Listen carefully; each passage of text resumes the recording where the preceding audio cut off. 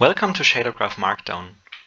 I'm going to show you how you turn Markdown on for your shaders, how you can use Markdown properties to define how stuff is drawn in your material inspectors, and generally show an overview of what kind of features we have here.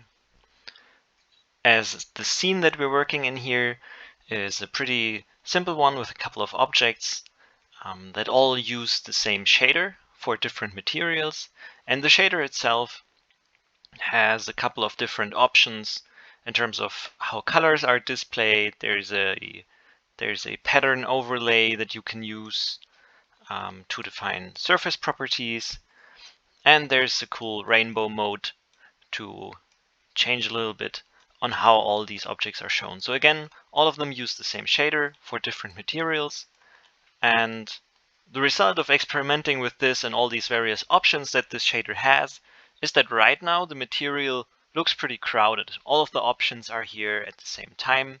There's colors, texture ramps, ton of numbers, basically the same as we currently have in the shader, in the blackboard here, but with no way for an artist to see after a week or so which of these properties make sense together. And Shader Graph Markdown changes that. It allows you to specify a lot of these things, and that's what we're going to do for this shader here. So first off, let's turn this on for the shader, and that's very simple. You go into your Shader Graph shader, you go to Graph Settings, and you add a custom editor GUI here, needle.markdown shader GUI. And that's it. Save your shader, and this is ready to go. The first change you're going to see is that there's a debug section at the bottom that we're going to get into later. So once you have that, you can use Markdown properties to specify how this material inspector looks. And Markdown properties are just regular Blackboard properties. They just have special names. So the first one we're going to look at is a foldout. So we're going to put a hash here and then write color, which is something that you might know from Markdown for text files as a way to specify a header. And we're moving this to the top here. And when we save our shader now, we get a new foldout here that says color and that has all of our properties in it. So of course, just one foldout doesn't make a ton of sense. So we're going to add a couple more here, and we can just duplicate our property and say, okay, there's also a pattern that we want to specify.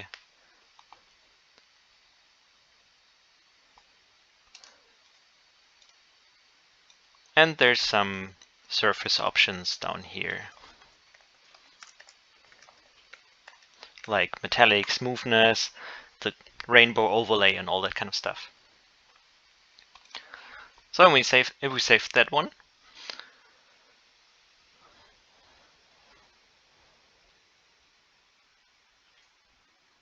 we already have a little bit of structure here where we now have like color, pattern, and surface options as separate foldouts. And the next thing we're going to do is we're going to make a header for our rainbow settings here so that those are also separate. And a header is similar, it's just two of these hashes. And we're going to call that rainbow overlay.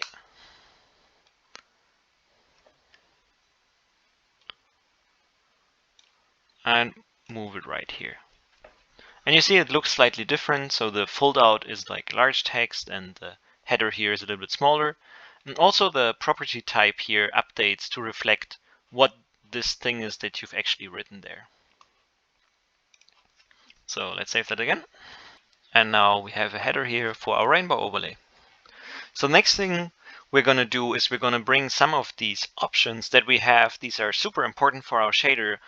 And by default, Shader Graph just puts them all in the bottom and the material inspector as well. And usually these are the first thing you want to change, like your main options on your shader. And what you can do in Markdown here is we can make an exclamation mark and write ref and reference one of those keywords. And if you don't know what their names are, you can just click on them, and then the graph inspector here will show you, oh, this one's named color mode. So we can just say we want the color mode here. And we're just placing this ref in a place where we want this dropdown to appear. And we're putting that right at the start of our color section. And we're gonna do the same for the pattern here.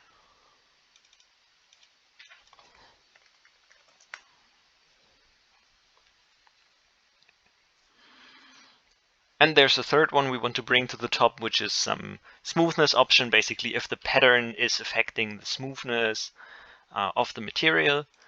And this has a bit longer name, so I'm just going to copy that out. And we make a third one here.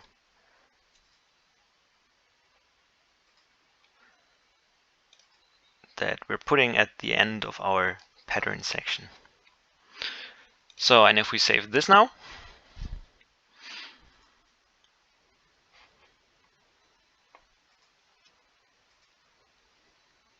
it will reflect on the material, and now we have our drop downs right where they belong in those sections. So we have the color drop down, we have the pattern drop down, and we have this effect smoothness here.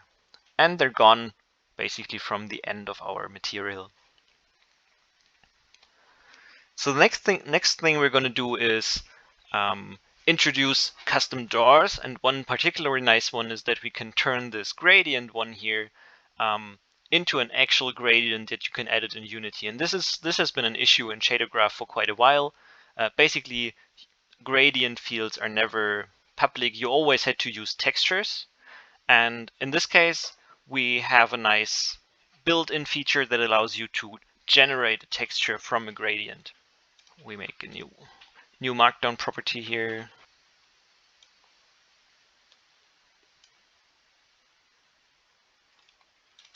And we're going to call that drawer to say this is a custom thing.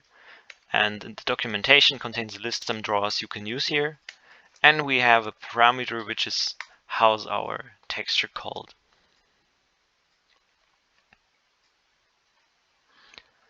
And when we save this, we now get a nice inspector here that says this is a ramp texture.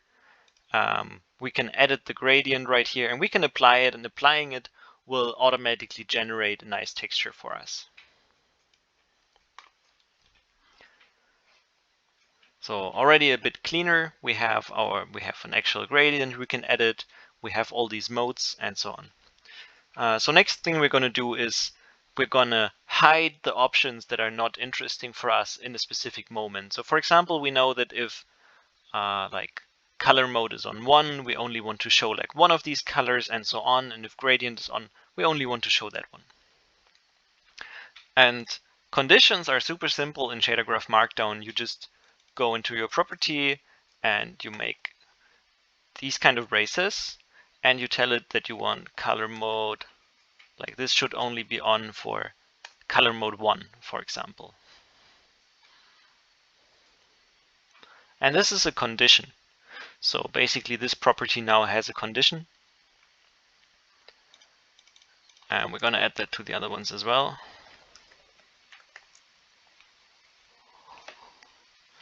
I'm going to copy this.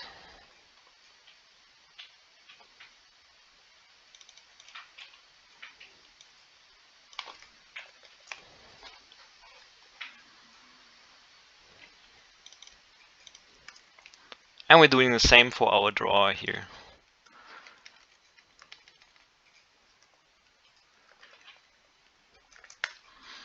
And if you're unsure how your options are named, you can always go to your keywords, because this is basically this list here. This is the reference name of that keyword, and then there's all these options in uppercase that are separated by an underscore, like underscore color mode underscore 1 is basically what we're writing up here to use these keywords. So, and if we save this now,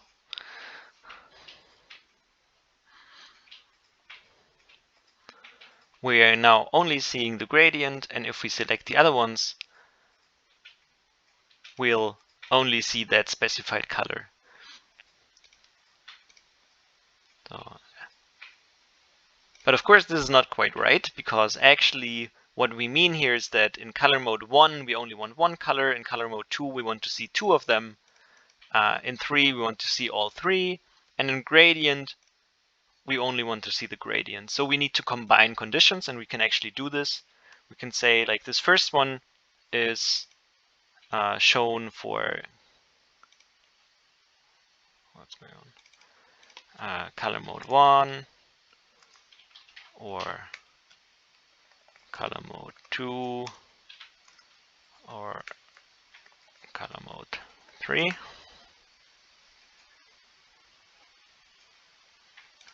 And this one's shown for 2 or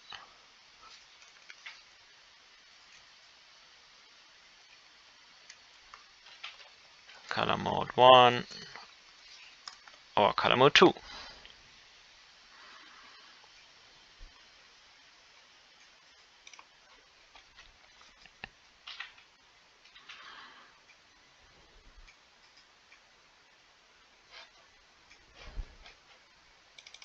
Oh, this is actually incorrect.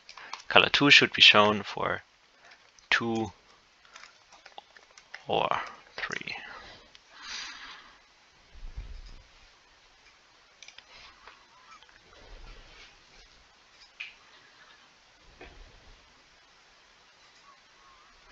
So, and now for our color mode here, we only see the relevant options. So in like color mode 1, we only see 1, here we see 2, here we see 3, and here we just see the gradient.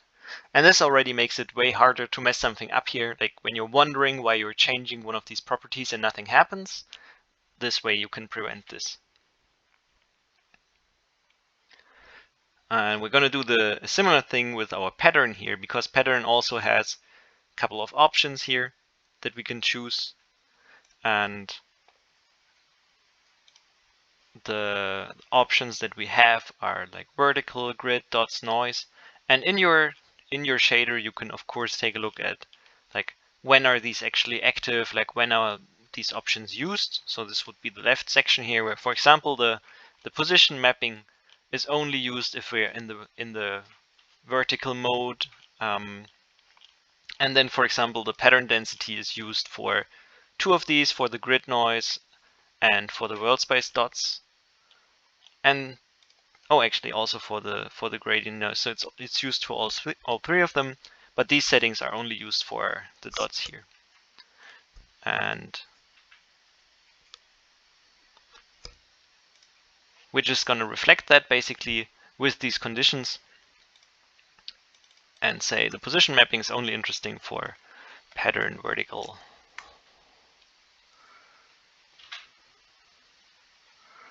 And then density pattern is interesting for everything besides pattern vertical. So we can actually just say, like, don't show this if pattern vertical is on.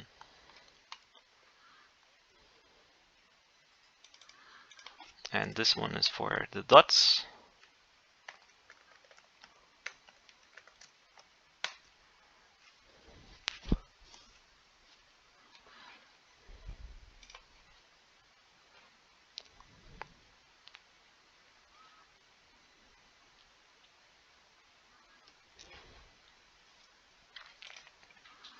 Okay, and now we should only see the relevant option for what we've selected here.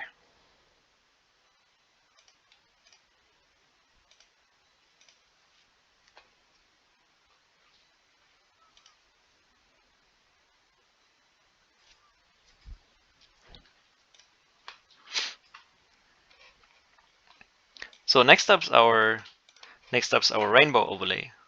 So basically here we have or our surface options. So here we have a remapping between the pattern and the smoothness. So, and this only makes sense if we actually have a pattern. So if like we have selected non-pattern or we have not selected the smoothness option here, then this doesn't make sense. So what we can just do is we can say, okay, we're going to use this smoothness on here. And then we're only showing this if effect smoothness is on.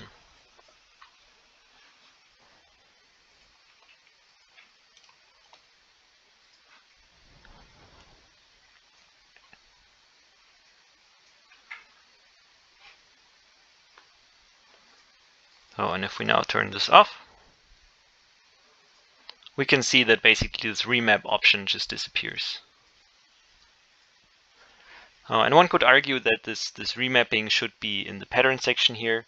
And of course we can do that. We can just like move it up here and say, okay, this belongs more to this toggle to have everything in one place.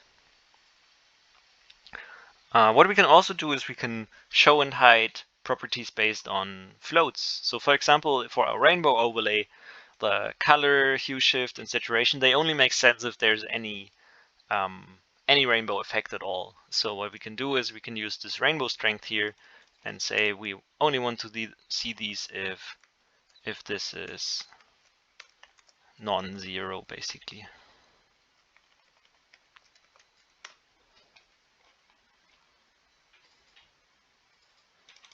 And we're going to do the same here.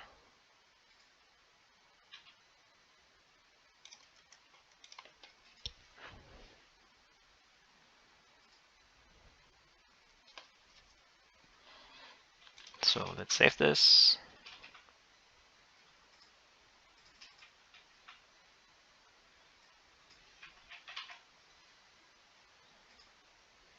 Okay, and if we now change the rainbow strength to 0, these other options just disappear to not clutter our space here, because if we change them while the strength is 0, that doesn't really make sense.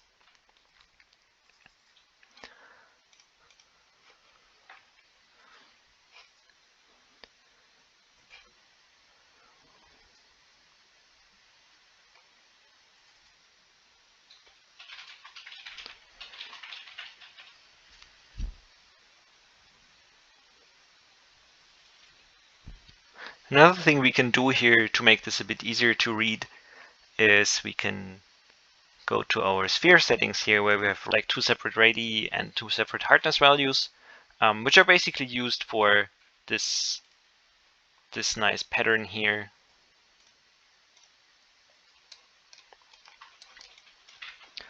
To specify like an inner and outer circle here.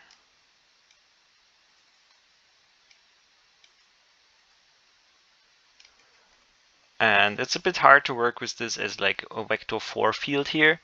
But fortunately, ShaderGraph Markdown has a nice option to just inline this. And if you want to inline something, you just add an ampersand, basically. And this goes before the condition, so the condition is always the last thing.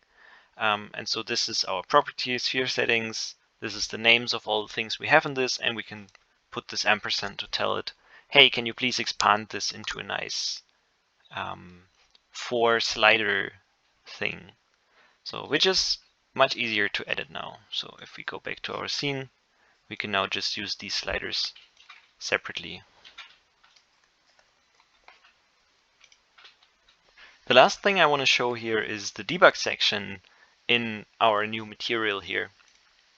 ShaderGraph Markdown contains a debug area down here, which you can use to both debug how you're using these material properties as well as your shader itself. So one cool thing is that it shows you the shader keywords that are currently active on this shader. So if I like turn smoothness off here, you'll see that the shader keyword disappears. And there's also an option to just clear all keywords, which can sometimes become necessary if you have weird combinations of things that you're using here. And this upper section here you can use to, for example, see all your conditional properties, even if they're excluded, which helps to understand why something is shown or hidden in a particular way. Like now we see that gradient is selected here, so these are grayed out because they're actually hidden by these conditions. And if we switch to another mode, we'll see that these two are on. Yeah, same for reference properties. So we added, for example, this gradient draw that pulls in this specific texture here. And we added our drop downs that pull in the keywords. So you see that these are basically referenced from another place.